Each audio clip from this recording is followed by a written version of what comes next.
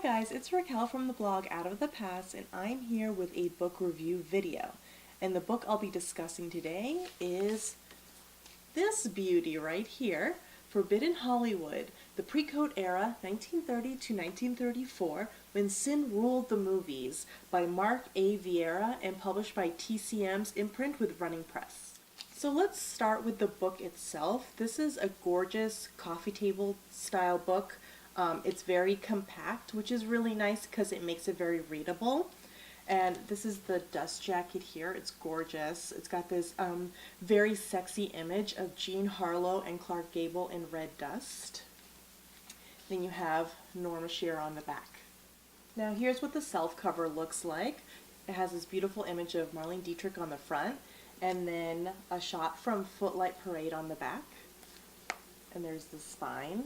And one good thing about checking if a book has good quality is to see if the signatures, which are basically sets of pages that are printed out in sheets of 8 and then folded so they turn into basically signatures of 16 pages. They're usually glued into the spine, so they're all collected across and glued, but this one's sewn. And you can tell if you open it up and you look inside, it's sewn into this kind of red band right here, which means the quality is good and it'll hold together really well. And one thing I love to look for in fancy books like this is what they put on the end paper, which is this gorgeous set design from the film 5 and 10. There's that one here, and another one on the inside. It's beautiful. Now, before I show you the inside of the book, if you don't know what pre-code is, it's a time between 1930 and 1934 where Hollywood had a production code that wasn't strictly enforced, and basically studios got away with murder.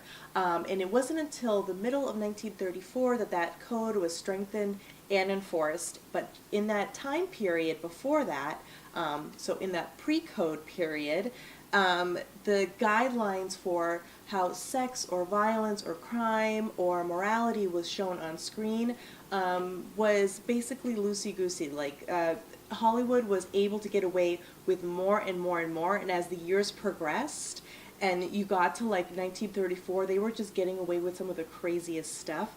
So we have this beautiful time period in Hollywood history where you have these very scandalous, very titillating movies that people now in 2019 still love to watch.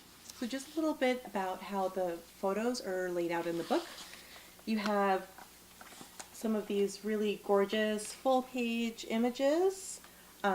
Here you have Jean Harlow and then Norma Shearer. And then in some cases you have these beautiful double page spreads. Like this is Greta Garbo's movie, Susan Lennox. And then here, in the intro to the next section, you have these tiled images. And there are captions that tell you what they're from, and what's cool about the captions, they're not too long, but they give you a little bit of extra context about why the image is significant, or why the film is significant to what's being discussed in the book. And it's just beautifully laid out. Some really soft focus images, but some really sharp images too.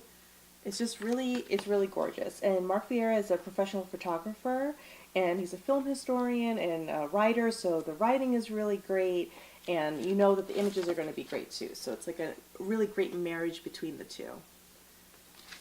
It's a beautiful image of Paul Mooney from Scarface. I don't know if you can see it. It's great. I don't want to show you too many images because you should get the book so you can look through all of them, but it's really great. And what's wonderful about this too is it is organized by chronological in terms of, like, there's a section for 1930, 1931, and 1932, but within each section are chapters, and the chapters are thematic based on what's going on. And the thing is, there's so much going on that it's nice to get a little bit of help in terms of keeping the thread of certain themes and what's happening kind of together. So in one of the sections, Mark Vieira is talking about different cycles, like there's the gangster movie cycle. So that one chapter is all about gangster movies. And then it's followed by a horror film cycle. And then there's the possessed woman cycle. And then there's the fallen woman cycle. So they're grouped in themes.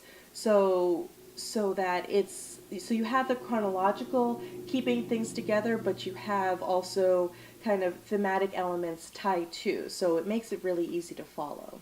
So I just want to talk about a couple things that I learned from the book that were super interesting. One was how states regulated films that were shown.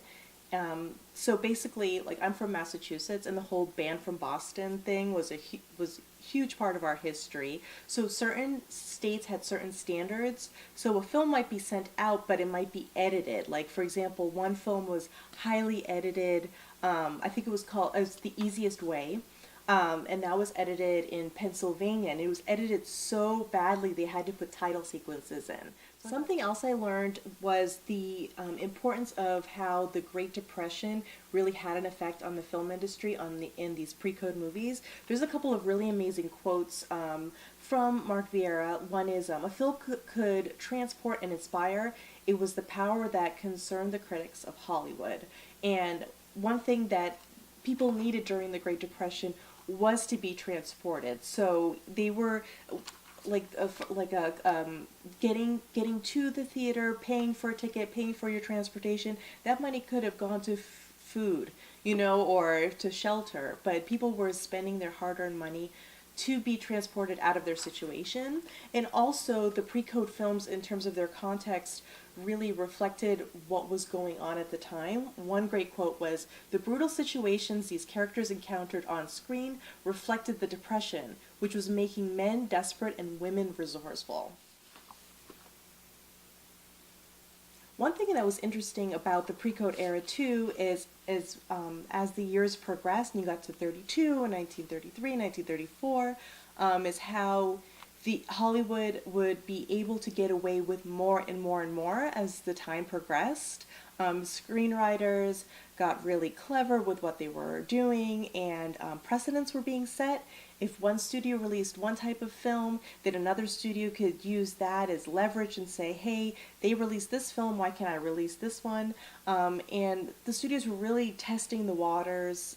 Films like She Done Him Wrong were really kind of showing how a film could be kind of bait and switch, like, oh, it's really this, but when you actually see it, it's something completely different.